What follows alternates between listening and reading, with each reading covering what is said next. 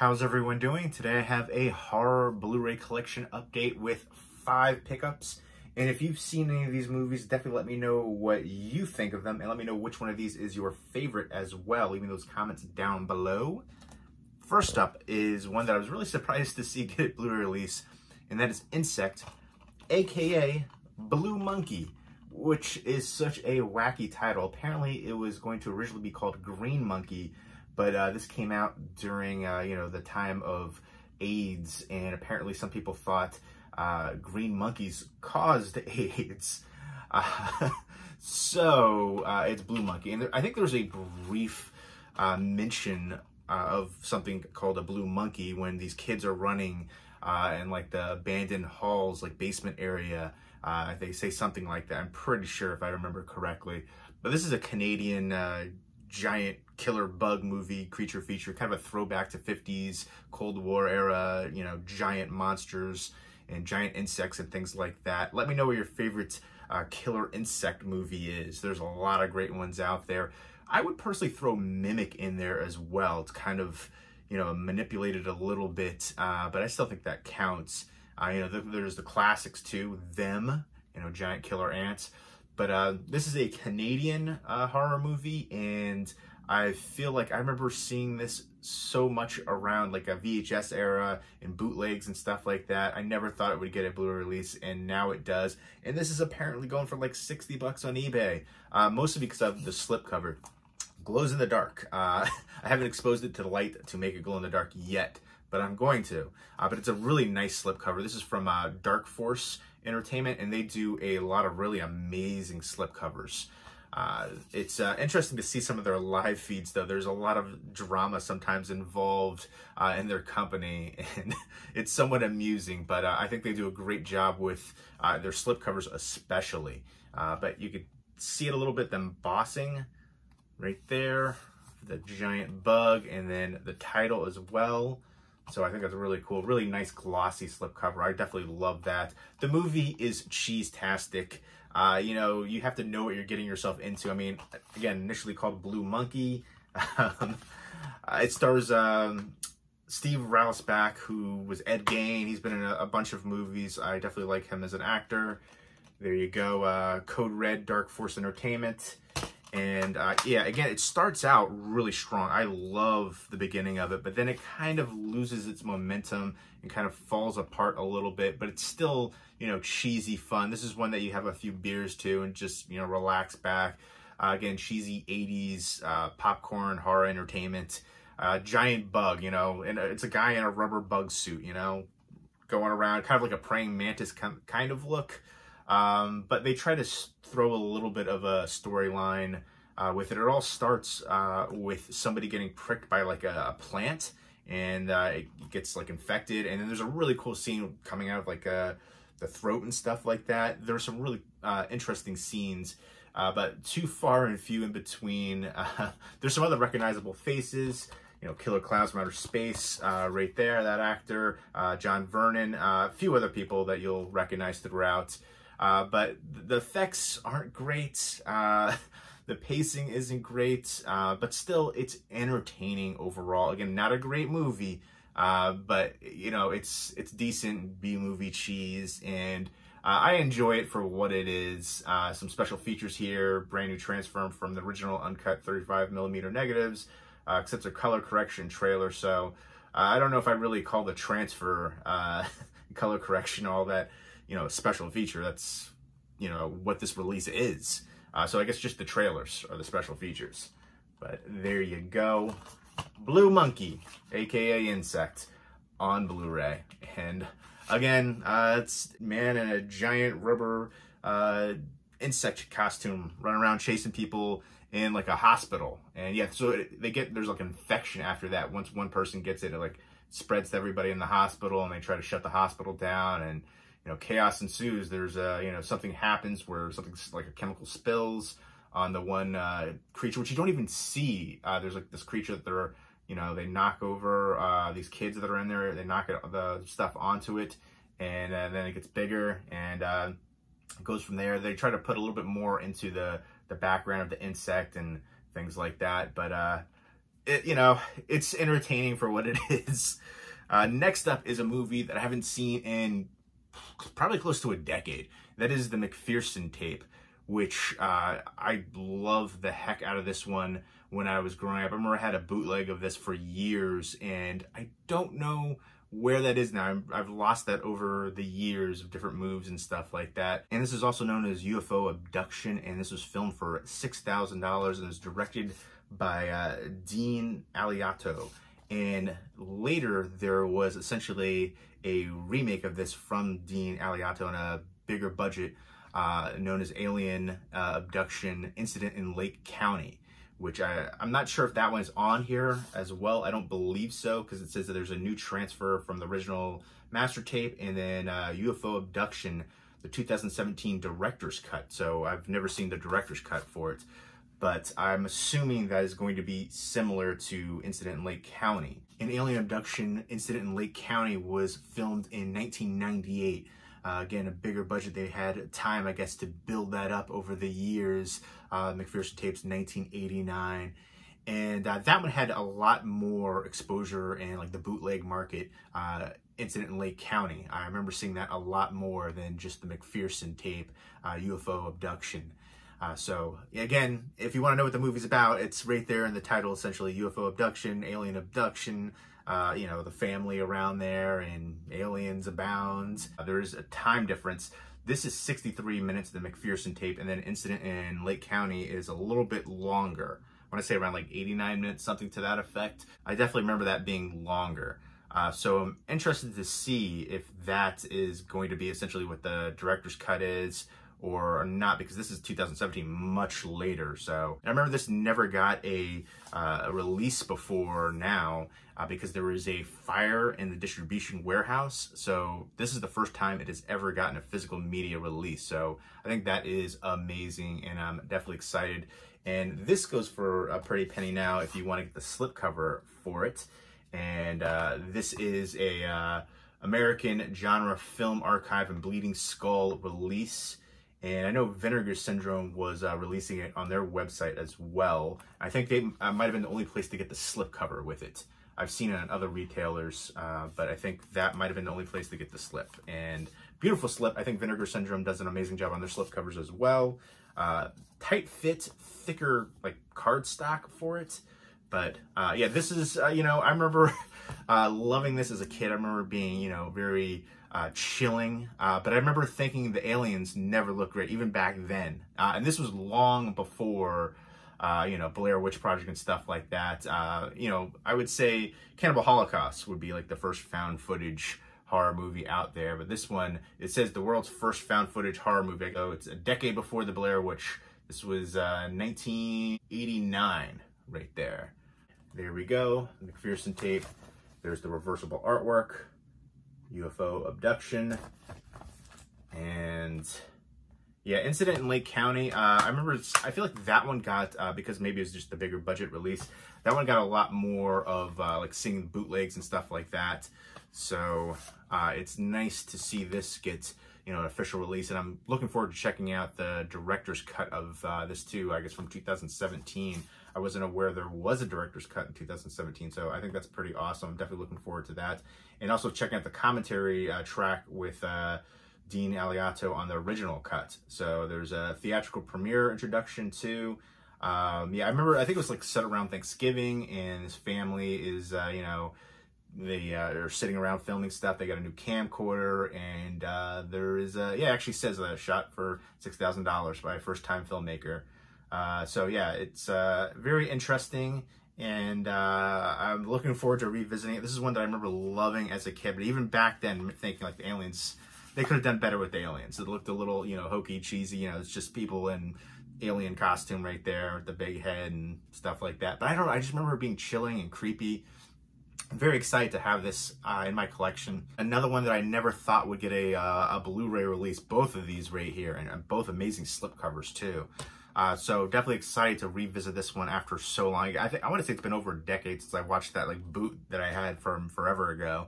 But yeah, absolutely soup. So if you like found footage movies, if you like alien movies, I'd say check it out. But again, you know, the aliens themselves, the look to them, you know, You have to suspend disbelief big time with that. But still, I think it was effective and creepy. And next up from Warner Archive is The Mystery of the Wax Museum. If you've seen the Vincent Price House of the Wax Museum, that is a remake from this movie, and a lot of people don't seem to be aware about that. I remember I'm in a Facebook horror group, and somebody did a poll about best horror remakes, and I said, you know, because there's a write-in option too, and I think The House of Wax with Vincent Price is one of the best horror remakes out there. And they replied, and it was like, no, we said no jokes and stuff, and no Paris Hilton House of the Wax. And I was like, no, I even said in the post, Vincent Price. And because that is a remake of this movie. And I don't think they even replied. And I think somebody else replied that, yeah, most people don't realize that the Vincent Price House of Wax is a remake. So yeah, that to me is one of the best horror remakes ever. That movie is super awesome. Vincent Price, a legend. But this one is a lot of fun too. There is one incident that caught me off guard with some racial stuff. There's like one term. I was like, what is that? And I actually like Googled it. I was like, oh. So, you know, this is shot in 1933, so you have to take that into context for the time. But definitely something that caught me off guard. I'm surprised it wasn't like edited out or something like that. But then I guess that would be an issue for, you know, a lot of people too. This is only 78 minutes, and Fay Wray is in here, most notably known for King Kong, which she's been in a ton of movies, and there's a great special feature on here on the back remembering Fay Wray. And, you know, she is a very prominent actress. But for me, Glenda Farrell, the lead actress in here, stole the show. She is a real ball-buster, spitfire, live wire. Every scene that she's in, she's busting someone's chops, and I love her in this. She's so great, hilarious. All these different little quips and one-liners, and just she takes no guff from anyone, going back and forth with her newspaper editor. Just pretty much everybody in every scene, and she is awesome. One of the driving forces for this movie, as well as the suspense and the creepy wax museum figures too, especially when they're like melting. It just creeps me out thinking about that. Glenda Farrell, she is awesome as the news reporter, and she gets to the bottom of the story of these bodies missing from the morgue, and there's this missing judge, and she figures everything out, and she's the only one. Nobody like wants to believe her, but she gets to the bottom of everything. And obviously there's a connection to the wax museum, and it's, you know, pretty easy to figure out, but it's entertaining. There are some really creepy like scenes and moments here, especially when you see in the beginning the mannequins, you know, the wax mannequins like burning. Like, I don't know why, that just creeped me the heck out. But the restoration was amazing here. You see like before and after shots and stuff like that. But I absolutely love this one. I think it's a lot of fun. I think the Vincent Price one is amazing, one of the best horror remakes out there. And even the Paris Hilton one, I think that was a lot of fun too. I think people put that down initially because Paris Hilton was in it. But that was a, you know, an entertaining, fun ride as well. But the Vincent Price one of my all-time favorites. So again, this is a really good release from Warner Archive. See everything that went into it, the restoration. I think that is just phenomenal. And again, you know, there's a special about Fay Wray on here, but Glenda Farrell, to me, love her in this one. She was awesome in here. I love the ending to it, too. Just the back and forth between her and then the newspaper editor. I absolutely love that, and she's so awesome in here. So much fun, and a great release again. Warner Archive is killing it, and they have so many amazing horror releases out there. Some really good ones that deserve more recognition. I feel like a really underrated Hidden, for instance, Innocent Blood. There's a ton of really good ones from them. So definitely check out Warner Archive if you're a horror fan. They have some classic cinema as well, but they also have some really good horror releases. Hunger is another one. There's so many to mention, but just a few off the top of my head right there. And next up is Darlin, and this is from Dark Sky Films. It's part of the Woman trilogy. It's The Offspring, The Woman, and then Darlin. And it all stems from Lucky McKee's Off Season, which I believe was his first novel that he ever wrote, I think in 1980. And that inspired Offspring, and which inspired The Woman. And then Darlin's a continuation of the Woman character, essentially. And The Woman is amazing. Definitely, easily the best of the trilogy. definitely check out The Woman. There's a really nice Arrow video release that just came out. And this is actually a directorial debut of Pollyanna McIntosh, who plays The Woman. And she was in The Walking Dead. And there's another actor in here that is in The Walking Dead as well. And so it's interesting to see that. This one is interesting. It's, you know, stylistic. There's some certain scenes in here. I love the soundtrack, and I thought that was awesome. But there's some scenes that really kind of stick out that are kind of fun and entertaining, but almost don't quite feel cohesive with some of the scenes that come before and after. Like there's a scene where she's riding a car for her very first time. I thought that was entertaining, but I don't know. There's a few other scenes too.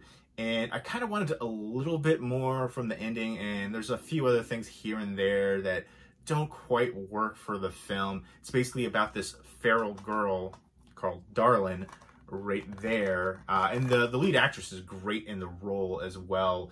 Lauren Canny, she did a great job there. So this feral girl was dropped off at this hospital, which is part of a Catholic organization. And then, you know, she's cleaned up essentially and taken to this Catholic home run by this bishop and these nuns, you know, trying to teach her and make her proper.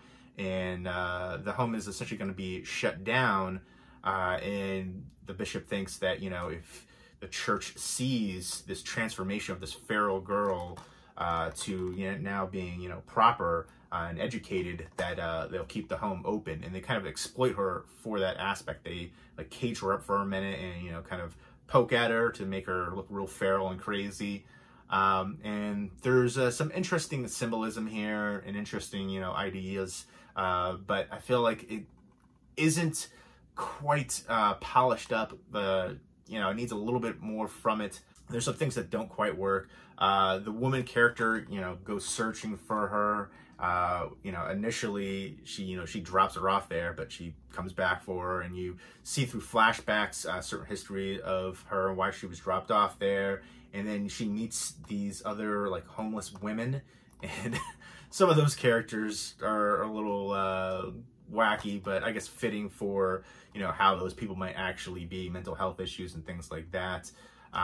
But yeah, so it's just all about them trying to find Darlin, and there's definitely a thrilling climactic scene, but I kind of wanted more from it. And again, there's certain things that don't really work throughout the film. You know, I feel like, again, some things needed to be ironed out a bit, but still, if you are a fan of The Offspring and The Woman, I would say this is worth checking out. Again, lots of religious overtones and things of that nature and symbolism. But also cool to see the character of the woman being continued like that. And really, they could do more with it. They could create more films. But The Woman is by far the best of the trilogy. So definitely check out the movie The Woman, which, again, has a really nice Arrow video release recently. And it's definitely like a fish out of water take, too. You know, she was living in the woods, and then she's, you know, meeting these girls and, you know, going on car rides and doing all these things she's never done before. And she learns really quickly. And, you know, she's still pretty wild, though, as well. But you learn a lot through the flashbacks of, you know, different characters and her family and things like that. And there were some creepy scenes that I kind of thought were coming, but it also, at the same time, kind of surprised me a bit, too. And, you know, there's a fair amount of blood in here. And, you know, craziness over the top stuff. But overall, decent, entertaining. I wanted a little bit more from it. But still a good directorial debut from Pollyanna McIntosh. And I would like to see more from her in the future.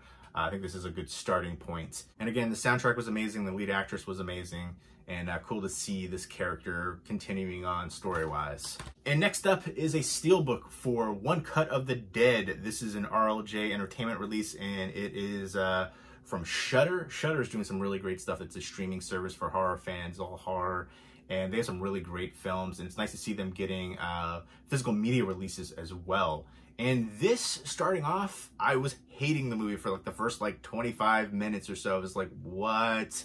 I was like, is it over? Where do you go from here? And then by the end of the movie, I absolutely loved it. And I think this is a must watch for any, you know, future filmmakers, especially like independent, low budget filmmakers. I think a couple films that every, you know, future filmmaker, low-budget filmmaker, independent filmmaker must-watch are Richard Linklater's Slacker, Kevin Smith's Clerks, and then One Cut of the Dead right here. I absolutely loved it. So much heart, I feel like, went into it, and I feel like that kind of shows you what goes into a lot of low-budget horror, especially independent horror and things like that. So it's about this crew making a low-budget zombie film in an abandoned warehouse, and then the crew finds themselves attacked by real zombies, or so you think. I don't want to give too much away. And that's, you know, how it all starts up, and then the storyline kind of unravels from there. And I feel like that's actually really cool, the way that they set it all up. You think it's going one direction, and you kind of goes a different direction. And I definitely, again, I wasn't enjoying it for the first like 25 minutes or so. I was actually hating it. And then by the end, I really appreciate it and really loved it for what it is. And I think it's very meta, and I think it's amazing. Again, you know, you have to pace yourself, essentially. Don't, you know, the first 25 minutes, don't just shut it off. I feel like some people might do that, but don't. Trust me, it's worth it. The payoff is amazing. A really cool, really ingenious, unique zombie movie. And some good bonus features in here, outtakes, and there's a GoPro version of One Cut of the Dead. And there's a palm instruction video when you'll see the one lady in here. She's trying to do like you know, escaping different things that she does. I think that's actually pretty cool, like self-defense kind of stuff. And I thought it was so entertaining by the end of it, and definitely made me really appreciate, again, low-budget horror. And a really nice steelbook for it as well. There is the back. Look at that. So yeah, and then here is, if you want a free trial of Shudder, it's try Shudder 30. And some of the movies that they have on there, some really great ones. And then here is the Blu-ray DVD combo pack. I'll go ahead and show you unique disc artwork, which I definitely appreciate. And it's just blood splatter behind there. So again, even though something like that, I definitely appreciate interior artwork. And Shudder is doing a great job. Some really unique, inventive ideas. I feel like that's hard to do in this day and age, where I feel like everything has been done and everything's been rehashed over and over.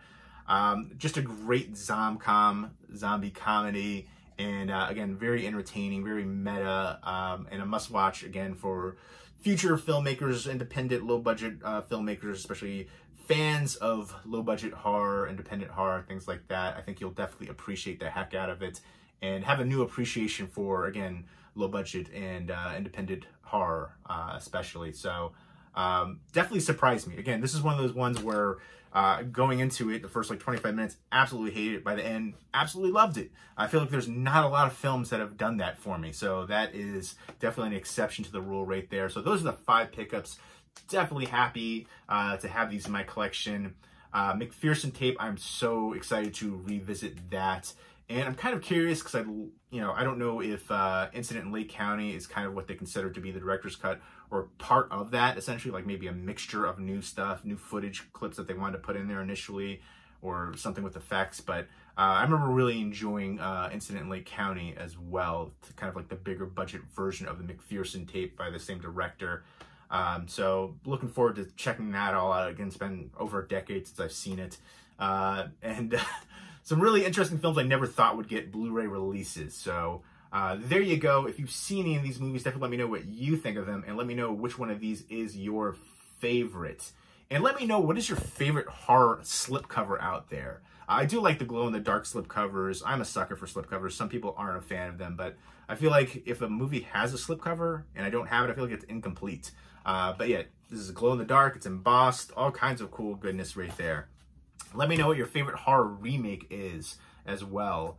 Yeah, let me know what your favorite low-budget horror movie is. Let me know what your favorite zombie comedy is. Zomcom. I feel like there's more and more of those recently. Obviously, Shaun of the Dead, that kind of like pushed it out even more, made it even more popularized, but there's been a ton out there. I feel like one that doesn't get a lot of attention is Juan of the Dead, a Cuban Zomcom, very much, you know, obviously kind of in the vein of like Shaun of the Dead, kind of like Slackers and stuff like that, and but really hilarious too, and I think that deserves more love. But there you go. Those are the horror goodies right there. Let me know what you think. Leave me those comments down below, and I hope everybody's doing well. Take care.